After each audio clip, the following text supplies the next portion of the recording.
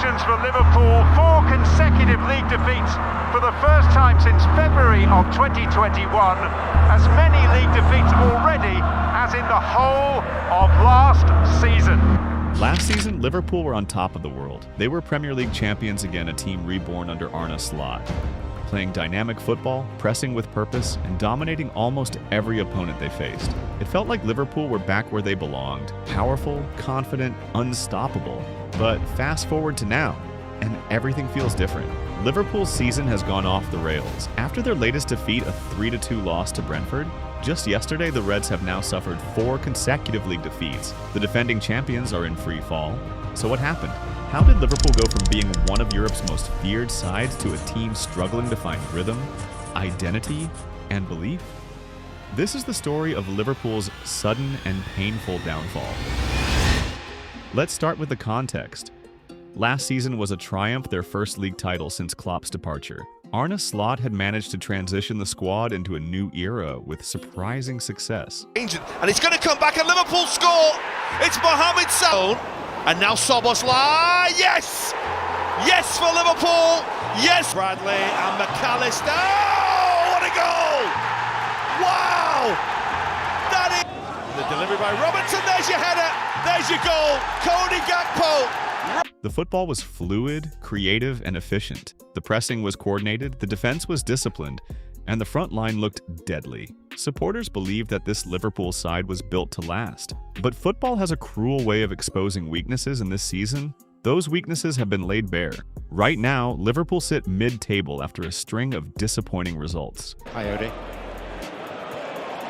And that was precisely as planned.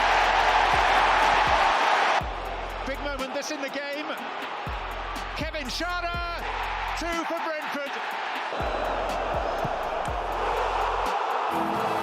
The end of it. Nketiah! Eddie Nketiah wins it! Eddie Nketiah wins it! 4 losses in a row, 14 goals conceded in their first 9 league matches. Their title defense already looks over before winter has even begun, and the Brentford match summed it up perfectly. Within 5 minutes, they were 1-0 down to a long throw, a moment of chaos inside their own box. Once again, Liverpool were caught sleeping at a set piece. They tried to respond, pulled one back, but the energy was flat. A clumsy foul from Van Dijk gave Brentford a penalty, and despite a late strike from Salah, it was too little, too late. Liverpool simply didn't look like champions. So where is it all going wrong? Let's break down the core issues behind Liverpool's decline. I've mentioned the last couple of weeks, Liverpool's summer transfer business didn't feel Liverpool-like. It felt Real Madrid-like in terms of actually going to buy the most expensive players or the best players on the market in the positions that you want and paying top dollar. First, the defense.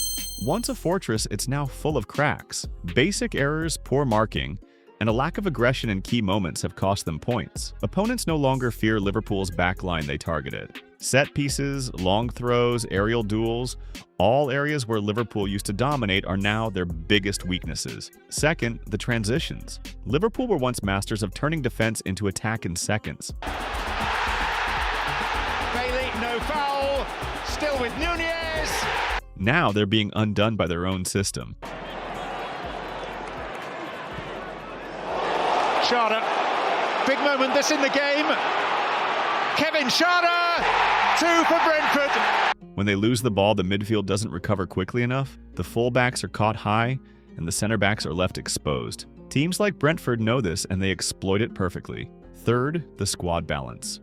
Over the summer, there were changes, new faces coming in, key players moving on, and a few untimely injuries. It's a squad in transition, but the chemistry hasn't clicked. Last season's cohesion and understanding are missing. The press isn't coordinated, the movement off the ball feels slower, and confidence has visibly drained. And that brings us to the fourth issue: mentality. I think, to be honest, it's in here.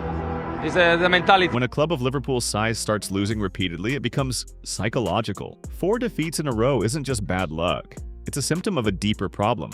Players hesitate, second-guess decisions, and lose that sharp edge that turns tight matches into wins. The same players who looked fearless last year now look uncertain and disconnected. The Brentford loss was more than just another defeat, it was a warning sign. The energy was low, the belief was missing, and even leaders like Van Dijk and Alisson seemed rattled. Mohamed Salah finally got his first open play goal of the season, but even that moment felt bittersweet. Liverpool looked like a team searching for answers and finding none. So what needs to happen next? There's no easy fix, but there are clear priorities. First, the mentality must shift. In here, is the mentality. Arne Slot and his staff need to remind this squad who they are and what they represent. Liverpool's greatest strength has always been belief, the feeling that they can win any game, no matter the odds. That mentality has to return. The defense needs urgent attention. Set-piece organization, defensive positioning, and communication must improve immediately. If they can stop conceding soft goals, the rest of the team can rebuild confidence from there. Third, Slot must find a consistent system that suits the players he has right now, not the players he wishes he had. You go back to the opening night of the season when they won, but you thought, oh, they're open. You know, this is not a team that's in control of itself, and that has only continued. Again, we're talking about fine margins. The margins went their way in those first few games, and now they're not. And you know, I think what we're seeing is an Arsenal team that has a rock solid, clear identity of what it is and what it's trying to be, and a Liverpool team that doesn't know. Liverpool's style worked brilliantly last season, but teams have adapted. Now it's time for Liverpool to evolve again. And finally, the fans. Liverpool supporters are famously loyal, but they'll need patience. The atmosphere at Anfield has to remain a source of strength, not pressure. When times are tough, unity is everything. Liverpool's downfall isn't the end of an era, at least, not yet. But it is a wake-up call. Football moves quickly, and the line between greatness and struggle is razor thin. One season you're lifting the trophy, the next you're fighting to stay relevant. Right now, Liverpool are at a crossroads. Either they rediscover the hunger, structure, and identity that made them champions, or they risk fading into mediocrity before our eyes. He would probably be thinking, I wish I could go back and try and use the formula that worked so well last year and just get back to that as quickly as possible. If you want to call it back to basics or whatever you want to call it, but get back to that because he knows that has worked. I think though he will feel that is quite dangerous, because if you leave out Isak and Wirtz, particularly because they're £100 million players, it comes with an awful lot of noise. And I think that because of the money that Liverpool have spent, he'll probably be thinking, I need to persevere with this. The next few weeks will tell us everything we need to know about this team, their character, their leadership, and their future. Thanks for listening to this deep dive into Liverpool's recent struggles. Do you think they can bounce back and challenge again this season? Or are we witnessing the start of a real decline?